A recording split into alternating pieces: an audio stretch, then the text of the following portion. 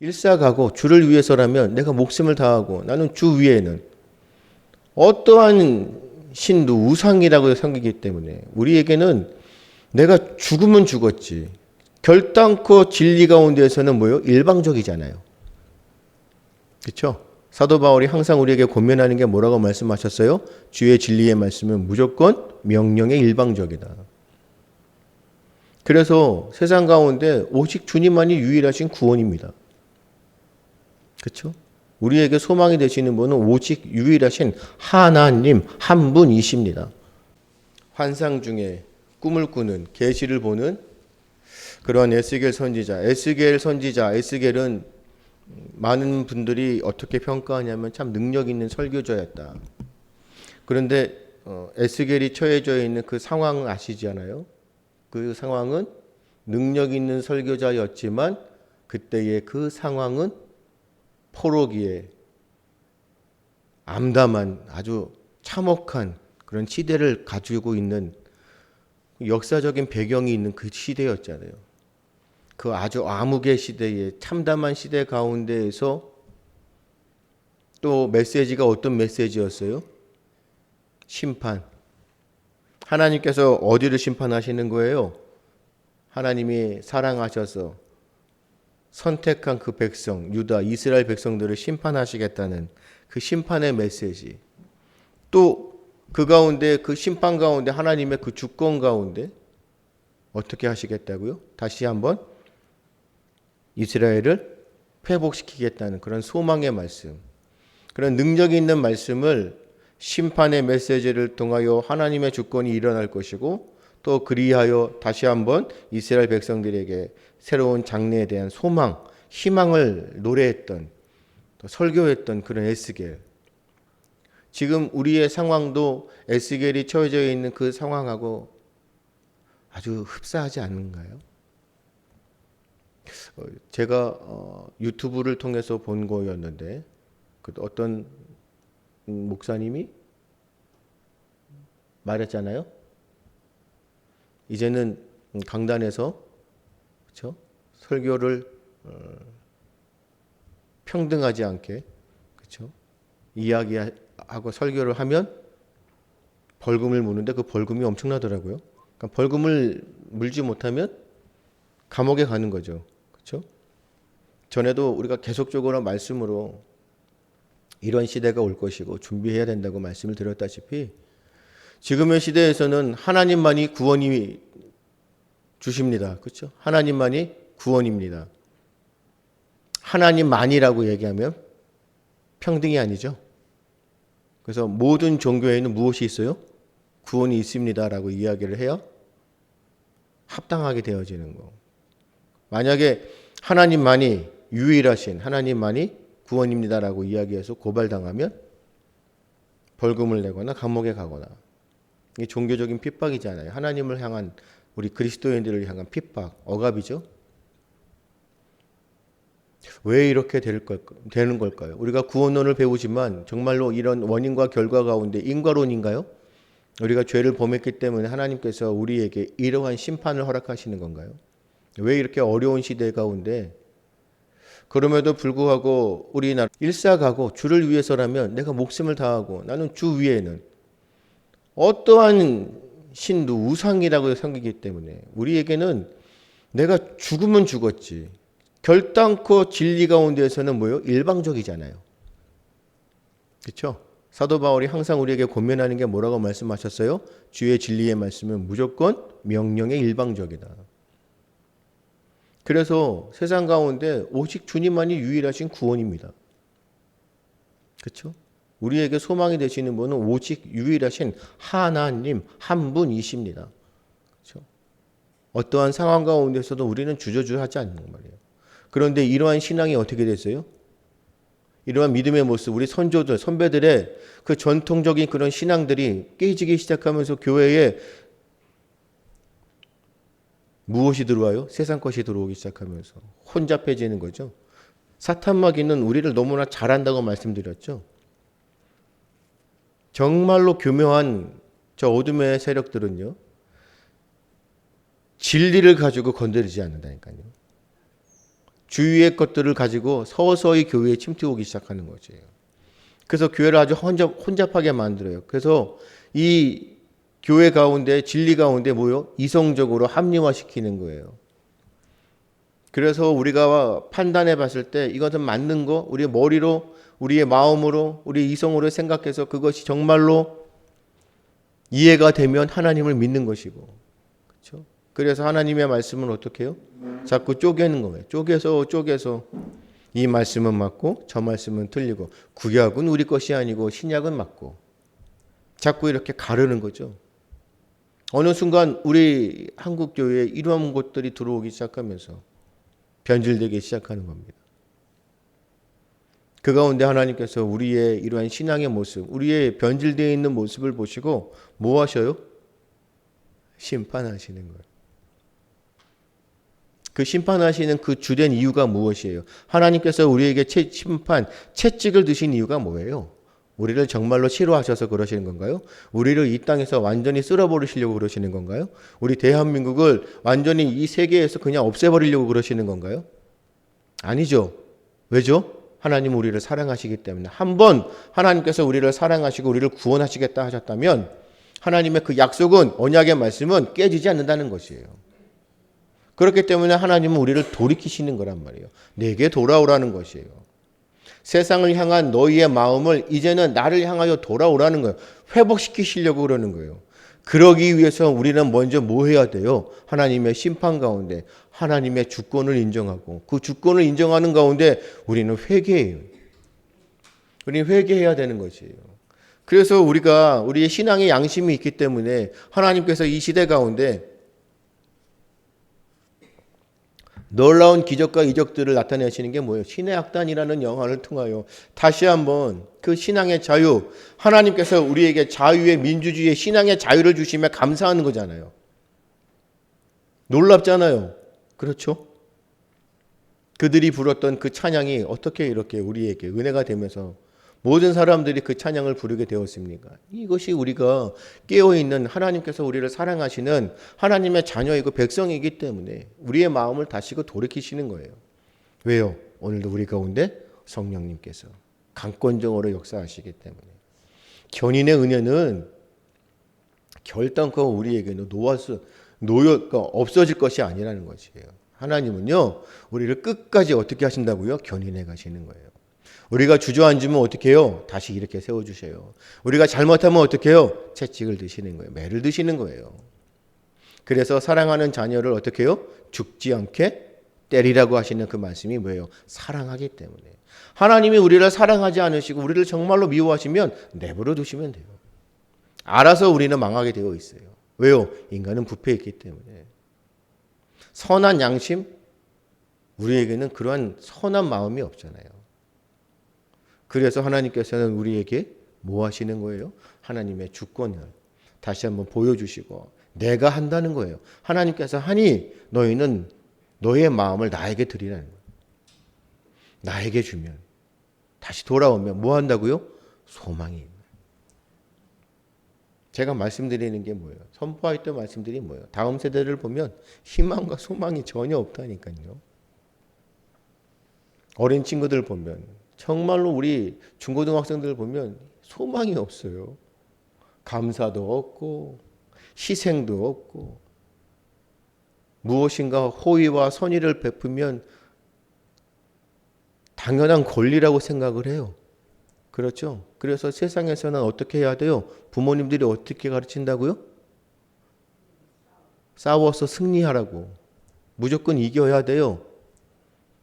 겸손하면 안 돼요. 착하면 안 돼요. 강해야 돼요. 자꾸 그렇게 가르치는 거예요. 세상의 법칙, 세상의 법을 자꾸 가르치고 있어요. 약육강식, 어떻게 해서든지 싸워서 이겨라. 손해보면 안 된다. 양보하면 안 된다. 사랑? 아니요. 사랑을 받아야지 사랑을 주면 안 되는 거예요. 남의 것을 빼앗더라도 너의 것이 되게 해라. 어떻게 해서든지 뭐예요? 성공해라. 감사가 없어요. 무엇인가 도와줘도 그 도움을 받을 때는 고맙겠죠. 그렇죠? 하지만 한순간이에요. 영원한 것입니다. 변화가 없어요. 그런 세대를 보면서 소망이 있겠습니까? 우리나라를 볼 때 정말 이 참담한 현실 가운데 소망이 있습니까? 점점 힘들어가는 이 시대 가운데 소망이 있습니까? 그럼에도 하나님께서는 우리에게 무엇이라고요? 소망의 주님이 되시기. 그것이 말씀으로 되는 거예요.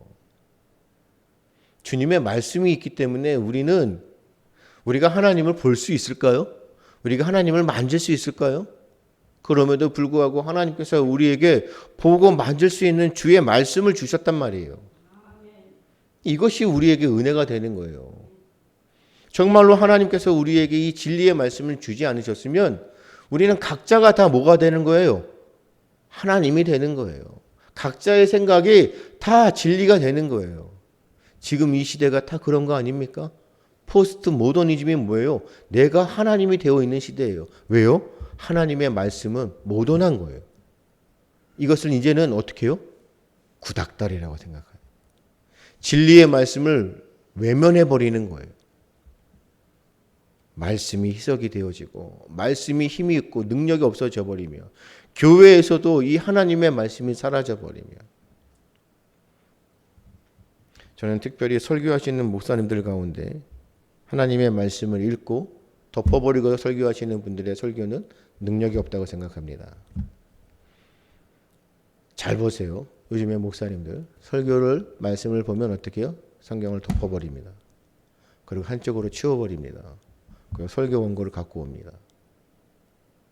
하나님의 말씀은 항상 우리 가운데 펼쳐져 있어야 되는 것이에요. 주의 말씀을 선포할 때는 우리는 주님의 말씀을 대언하는 자들이에요. 그렇기 때문에 하나님의 말씀에서 우리는 하나님의 진리를 선포하는 자들이거든요. 그런데 잘 보세요. 이것이 아주 교묘하게 세상이 어떻게 변화지는 교회가 달라지는 거죠. 성경의 말씀을 선포하면 읽으면 덮어버립니다. 한쪽으로 치우쳐버립니다. 내 생각을 얘기하는 거지. 오늘도 에스겔에게 우리가 36장을 보았지만요. 원래는 16절부터예요. 16절부터 마지막 절까지 있는 말씀이란 말이에요. 그 16절 이스라엘을 어떻게 하신다? 정결하게 하시는 거예요. 내가 거룩하니 너희도 거룩하라는 것이에요. 오늘 우리가 읽었던 22절, 23절 뭐예요? 뭐 때문에 하나님께서 우리를 정결하게 하시는 거예요? 세상에서 나의 이름이, 나의 명예가 추락했다는 것이에요. 더럽혀졌다는 것이에요. 나의 거룩함이 세상에서 어떻게 해요? 더럽혀졌다는 것이에요. 하나님은 거룩하신 분이신데 이유는 뭡니까? 거룩한 존재들이 세상에 나아가 거룩한 사람의 모습으로 살지 않고 어떻게 살아요? 세상에 속해져 있는 사람은 더러워진 사람들로 살아가는 것이에요. 왜죠? 말씀드렸죠. 진리의 말씀. 우리가 고린도전서 13장 사랑장이라고 하잖아요. 그 장 진짜 마음에 새기면서 외우셔야 돼요. 사랑이 없잖아요. 하나님은 사랑이시기에, 그렇죠? 거룩한 분이 사랑이시기에 우리를 사랑하셨기 때문에 죽기까지 우리를 사랑하셨잖아요. 그런데 사랑이 없으면 뭐예요? 방언을 해도 뭐예요? 기도를 해도 다 뭐예요? 울리는 꽹과리? 다 뭐예요? 헛된 것이라는 거잖아요. 시기와 질투, 미움, 사랑이 없잖아요. 오늘도 우리가 말씀 가운데 하나님의 이름이 이 명예가 더럽혀진 이 거룩함에 하나님의 이름이 회복되어지는 그 명예가 회복되어지는 것은 뭐예요? 그 하나님의 백성들이 이 땅 가운데 주의 이름을 거룩하게 영광스럽게 살아야 한다는 거예요. 다른 게 없습니다. 주의 명예를 하나님의 명예를 회복하기 위해서는 하나님께서 하시는데 어떻게 하셔요? 하나님의 백성들을 통하여. 우리는 드러나는 존재들이에요. 우리는 숨겨져 있는 존재가 아니에요. 왜죠? 하나님께서 땅 끝까지 이르러 무엇이 되라고요? 증인이 되라고 하셨기 때문에 우리는 드러나야 된단 말이에요. 드러나는데 어떤 증인으로 드러나는 것이에요? 거룩한 존재로. 그래서 우리가 구원론 가운데 뭐 배우겠지만, 그래서 우리는 날마다 삶 속에서 뭐예요? 성화되어 가는 분, 거룩한 존재로 우리는 성화되어 가는 사람. 그럴 때 우리에게 주시는 그 소망이 뭐예요? 마침내 주님 앞에 섰을 때 우리를 어떻게 해요? 잘했다 칭찬하시며 우리에게 거룩한 그 의의 면류관을 주시는 거잖아요. 상급의 면류관. 영화로운 존재가 되는 거지. 그래서 우리는 이 땅 가운데 거룩한 존재로 살아가야 돼요. 하나님의 이름을 거룩한 그 하나님의 이름답게 살아가야 돼요. 우리를 통하여 하나님이 영광을 받아야 돼요. 회복이 되어져야 돼요. 근데 우리를 통하여 하나님의 이름이 어떻게 해요? 더럽혀졌다는 거지. 그래서 세상에 있는 사람들이 주님을 믿는, 하나님을 섬기는 주의 백성들을 통하여 우리에게 달려와 뭐예요? 사랑을 주세요. 소망을 주세요. 여러분들을 통하여 이 어두워진 세상의 빛의 그 맛을 잃어버린 소금의 그런 것들을 달라고 자꾸 우리한테 요구하는 거예요.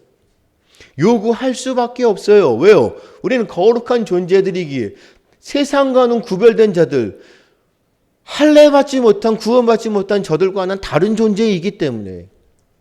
그래서 항상 세상은 우리에게 주의 사랑을 요구하는 거예요. 거룩한 존재라. 그런데 이제는 도리어 뭐예요? 세상에게 우리는 무엇을 요구해줘? 성공을 요구하고 있는 거지. 세상에서 추구하는 것을 교회가 뭐예요? 똑같이 추구하고 있는 거지. 하나님의 이름을, 하나님의 명예를 땅에 떨어뜨리고 있는 거예요. 에스겔의 이러한 회복에 대해서 유다 백성들이 무엇이 하냐면 하나님의 영으로 유다의 백성을 회복시키신다는 마음. 그렇죠? 그 회복을 어떻게 시키신다고요? 하나님의 영, 곧 성령님으로 통하여 우리에게 회복시키신다는 것이에요. 그것이 개인뿐만 아니라 민족적으로, 국가적으로 회복을 하겠다는 것이에요. 왜요? 하나님의 백성들이 하나님 앞에 무엇이라고 얘기하고 있어요? 무엇이라고 이야기하고 있는 것이에요? 하나님께서 택하신 백성이 어찌해서, 왜 이방 민족에게 이렇게 멸망을 당하는 것입니까? 우리에게 정말 소망이 있는 것입니까? 과연 하나님께서 우리와 함께 하시는 거 맞습니까? 지금 이 시대에 우리에게 주시는 말씀하고 똑같아요. 그런데 하나님께서 어떻게 하시겠다고요? 하나님의 영, 성령으로 인하여, 그렇죠? 성령님으로 인하여 우리에게 회복하시겠다는. 개인적인 뿐만 아니라, 가정적인 뿐만 아니라, 교회적인 뿐만 아니라 국가적으로. 에스겔은 하나님께서 그 이름을 회복하시기 위해 무엇을 사용하신다고요? 주권적인 힘을 사용하시겠다는 거지. 하나님의 이름을 회복하는데, 거룩한 그러한 하나님의 이름, 영광의 하나님의 이름을 회복하시는데 우리를 통하여, 그렇죠? 우리를 통하여 주님의 영광이 나타나게, 드러나게 하시는데 우리는 솔직해져야 돼요. 정말 우리가 하나님의 그 이름을, 하나님의 명예를 회복시키기 위해서 우리가 거룩한 존재로 세상에서 부끄럽지 않은 그런 모습으로 정말 살아가실 수 있으세요? 내가 믿음이 있고 온전한 신앙이 있다고 할지라도 세상의 사람들이 우리를 볼 때 정말로 거룩한 존재의 모습으로 살아가실 수 있으세요? 은혜가 없으면 안 됩니다. 그래서 은혜를 부르는 겁니다. 우리가 찬양을 부르는 거, 신의 악단에서 은혜를 부를 때 우리가 왜 은혜를 받습니까? 모든 것이 다 주의 은혜가 아니고서는, 하나님의 주권 가운데 우리에게 주시는 그 은혜가 아니고서는 성령님께서 강권적으로 우리 가운데 역사하셔서 내가 그러한 사명들을 감당할 수 있는 존재로 만들어주시고 이끌어가지 아니하시면 할 수가 없다는 거지. 사랑하는 존재가 과연 될까요? 정말로 우리가 다른 사람들을 위해서 양보하실 수 있으세요? 정말로 주님을 위해서, 우리 이웃을 위해서 우리 장로님 기도하셨잖아요. 어렵고 가난한 자들을 위해서, 없는 가운데에서도 나의 것을 드리면서 섬길 수 있으세요? 정말로 우리 교회를 위해서 하나님의 나라를 위해서 생명을 걸고 충성을 다하실 수 있으세요? 우리가 말씀 가운데 선포되어지는 말씀 가운데 은혜를 받은 게 무엇이에요? 우리가 하나님을 사랑하는데 어떻게 사랑해요? 세상 것보다 더 많이 사랑하는 거죠. 우선순위를 바르게 하는 거잖아요. 내 자녀보다 하나님을 더 사랑하는 거잖아요. 그렇죠. 내 가정들보다 하나님을 더 사랑하는 거잖아요. 우리는 하나님을 더 많이 사랑해야 되잖아요. 그러기 위해서는 내가 사랑하는 세상의 것들을 어떻게 해요? 내려놔야겠죠. 하실 수 있으세요? 주님께서 우리에게 선택하라 하실 때 나는 주를 위해서 모든 것을 포기하고 내가 정말로 이 세상 가운데 사랑하는 나의 가족들까지도 버릴 수 있으세요? 주님께서 선택하라 하시면 주를 선택하며 가실 수 있겠어요? 감사하게도 우리는 할 수 없다고 우리가 어떻게 그렇게 우리는 연약한 존재이기 때문에 할 수 없습니다. 아유 말도 안 되는 소리 누가 그렇게 하겠습니까? 하나님의 말씀 가운데 위대한 하나님의 사람들이 벌써 우리에게 보여주었습니다. 그들이 왜 위대한 하나님의 사람들이었을까요? 왜죠? 세상의 것을 다 무엇으로 여겼나고요? 사도 바울이 뭐라고 고백했어요? 나는 세상의 것들을 다 무엇으로 여긴다고요? 배설물로 여긴다고요. 내가 너희들보다 자랑할 것이 없는 줄 아느냐? 내가 가진 것이 너희들보다 없는 줄 아느냐? 나는 너희들보다 더 많이 가졌다. 내가 너희들보다 더 많이 알아. 그럼에도 불구하고 나는 세상의 모든 것들을 하나님을 사랑하기 위해서 다 모든 것을 뭘 여긴다? 배설물로 여긴다. 대단한 겁니다. 주를 위해서 목숨을 건다고요? 과연 그랬나요? 우리가 말씀 가운데 누구의 말씀을 보았어요? 우리 에스도? 그렇죠? 내가 주를 위해서 어떻게 하겠다고요?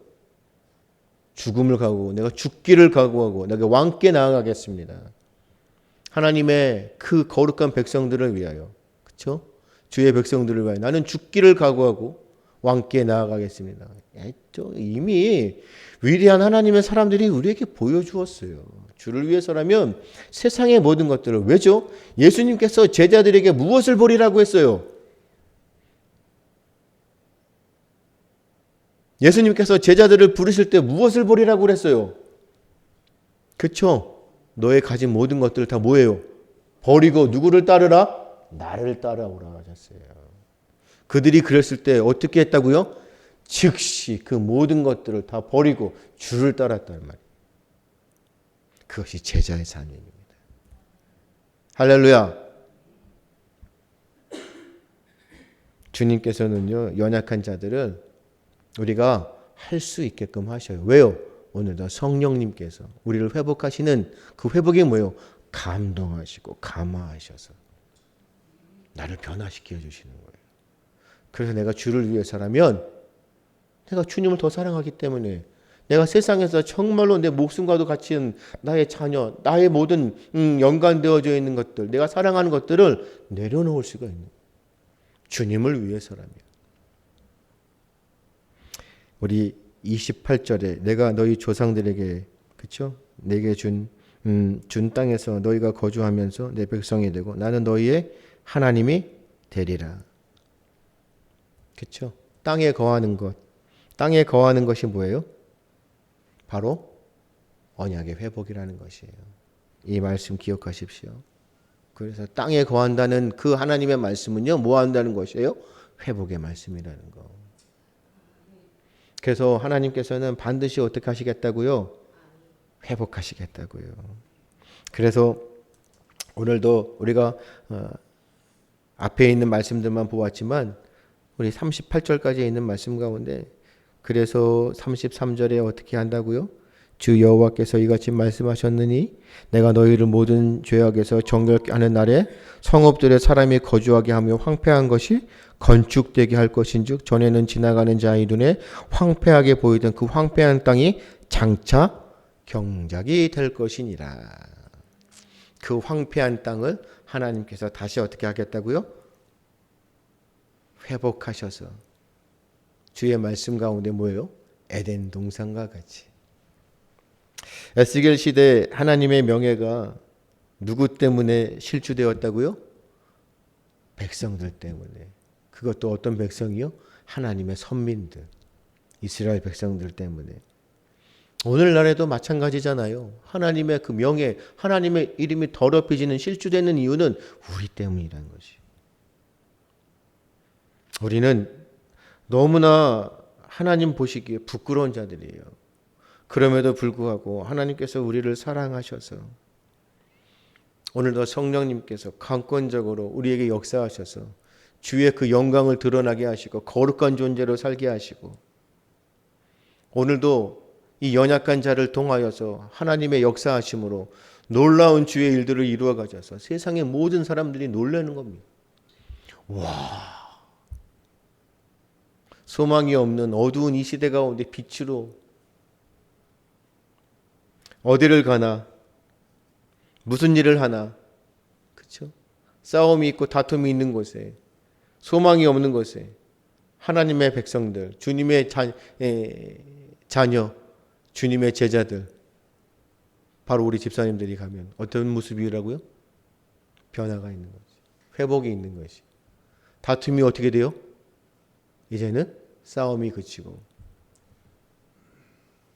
어두운 가운데 빛으로 소망이 없는 곳에 진리가 오니 세상에 있는 사람들이 우리 영가족들을 볼 때마다 어떻게 해요? 마음에 평화를 느끼는. 그래서 우리는 피스메이커라는, 우리는 중간에 다리 역할을 하는 사람들이에요. 할렐루야. 왜요? 성령님이 우리 가운데 계시. 오늘 이 말씀을 마음에 새기시고요. 그래서 분명하게 하나님께서 우리에게 약속하신 이 말씀, 에스겔에 있는 말씀을 정말로 마음에 새기시면서 이 어두운 시대 가운데서도요. 이게 언제 끝날지 모르겠어요. 그렇죠? 도대체 우리 한국 교회뿐만 아니라 우리나라가 언제까지 이렇게 갈지 모르겠어요. 정치 이야기, 이런 경제 이야기 이런 거는 안 하려고 해요. 되도록이면. 근데 너무나 안타까운 현실 가운데 제가 방송에서 나오지 않으니까, 그렇죠? 메이저급에 있는 방송들이 이런 것들을 이야기하지 않으니까 너무 모르잖아요.